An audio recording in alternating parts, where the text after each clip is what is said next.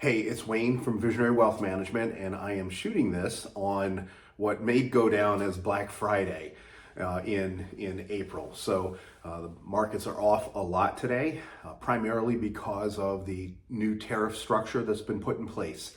And I want to walk through a few different things that are going on. Obviously, there's a lot of emotion, a lot of anxiety, really because of the unknown nature of what's going on with these tariffs. So I'm going to run through the last 100+ years of American history on this, and I'm going to give you a couple of thoughts as to how we expect this to evolve. So number one, up until 1913, we did not have any federal income tax in this country. We ran the whole country, the whole federal government, off of tariffs that were net positives to the U.S. economy. We tariffed other countries for selling into the robust, growing, exploding American economy. That happened until 1913. Between 1913 and World War II, tariffs kind of stagnated and went up and down. Coming out of World War II, we now had the federal income tax, which had been instituted in 1913, and we were the economic engine for the world coming out of World War II. We took over English dominance of the world's oceans with our Navy. We helped rebuild our enemies in Japan and Germany and others, and we were the economic powerhouse on the planet. And we continue to be that to this day, but some things have occurred over the last 70 years that have taken what used to be a massive net positive. So America tariffed other countries for shipping stuff to our shores to sell into our markets, to today, that net impact is hundreds of billions. Some estimates are north of $2 trillion of net negative or net drag, where American companies are paying hundreds of billions of dollars to sell to the rest of the world, rather than the rest of the world paying on a net basis to sell into the powerhouse economy that is the United States of America. So what is going on right now is this administration is going through a process of trying to cut. Estimates are $1 to $2 trillion worth of spending. They're trying not to touch things like entitlements. They're going to have to do something about military spending. They're trying to go after the levels of interest that we're paying on our federal debt, and then they're going after waste, fraud, grift, abuse, all of the other things that we see in the news every day. The problem is, if they do that, is cutting spending is cutting GDP, because that spending still pays people's paychecks, and they still take it home and pay their bills with that $2 trillion of spending they're trying to cut.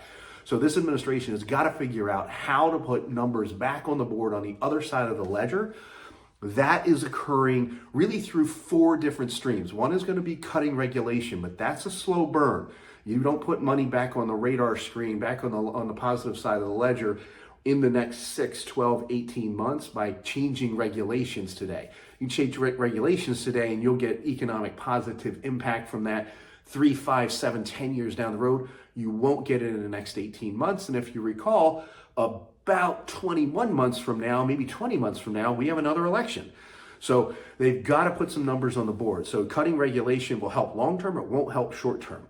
They can. There are a number of other things that they can go after in the short term, though, and tariffs is one of them.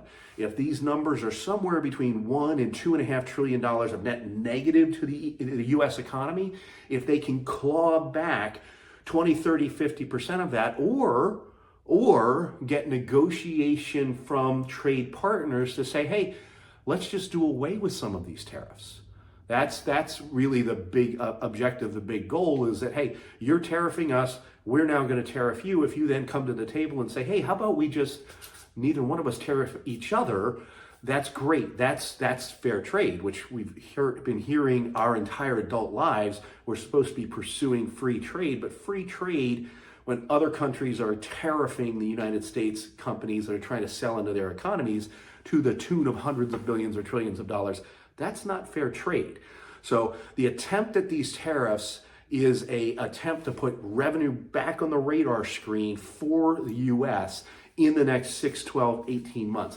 Another line item is going to be tax equalization. So we pay exponentially more to other countries for taxes for selling into their markets than they do to us. The estimates we've seen is that the U.S. companies paid the Chinese government about $350 billion in taxes last year.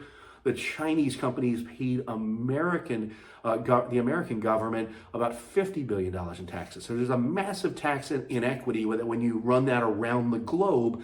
You get hundreds of billions, some estimates are again over $1 trillion in tax inequity. That's a direct drain on the profits of U.S. companies, and that's money that does not get back into the U.S. economy. Excuse me. Another way to get revenue in the door is to get economic growth, economic activity. Then some of that will be driven by these tariffs and taxes.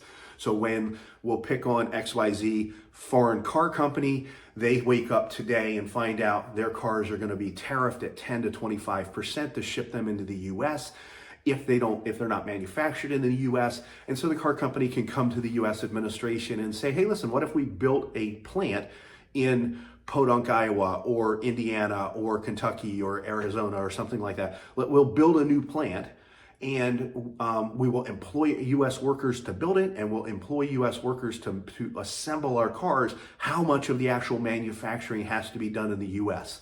Well, that's going to mean hundreds of millions, perhaps billions of dollars of additional investment to build those plants, to put people to work, number one. And number two, it brings manufacturing back to the U.S. So Trump is doing, and I just said his name, so the administration, I just put a name to it. He is trying to cut significant amounts of spending. He has got to figure out, they have got to figure out how to put revenue back on the other side of the ledger to balance this out. That's what this is all about. And really, we have not seen this in most of our lifetimes. This trade imbalance, this tariff imbalance has been evolving really since the 1950s. And so to roll the clock backwards and to try to reset the table on this is something that no one in the modern era has even attempted. It's always been perceived as too risky. And one thing we know about the current administration is they are not risk averse. So we are expecting big moves over the course of the next 2, 4, 6 years as millennials age in, as AI creates productivity gains for our economy. There's these huge movements that are positive tailwinds for our economy that are going to push us forward. Spending cuts and more efficient government will accelerate that, but not without some short-term volatility and pain. If you're retired, please know, we know where multiple years of your cash flow are coming from within your portfolio. We plan that well ahead of time. If you're nearing retirement, we're already anticipating and building in those cash flows for those early years of retirement. And so please know and be aware that we are on top of that for you. If you have questions on this or any other matter, please do not hesitate to reach out. We're here to answer those questions, to support you and help you accelerate your wealth and accelerate you toward your goals and purpose in life. Thanks so much.